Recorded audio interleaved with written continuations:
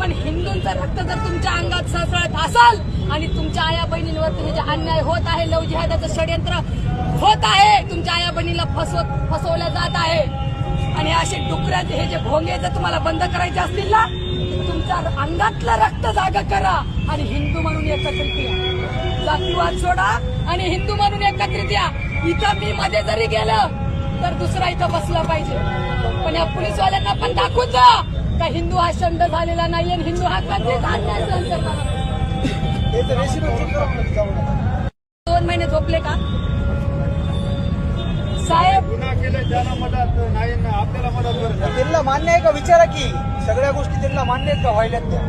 कोणाला? त्यांना मध्ये घेऊन जायला आपल्याला हा, कसं काय मान्य आहे? जमत नाही. गोरक्षकांवरती खोटे गुन्हे दाखल होतात. आता डेसिमल चेक करा मला गावात जायला. गोरक्षकांवरती खोटे गुन्हे दाखल होतात. हिंदू कार्यकर्त्यांना तलवारीनं कापलं जातं. हिंदू महिलांवरती बलात्कार होतात. हिंदू महिलांना लव जिहादच्या घाणेरड्या षडयंत्रामध्ये फसवून त्यांचे 35 तुकडे केले जातात.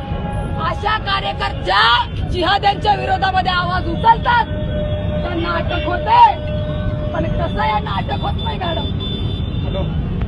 नाही, काय कापणाऱ्याला अटक होत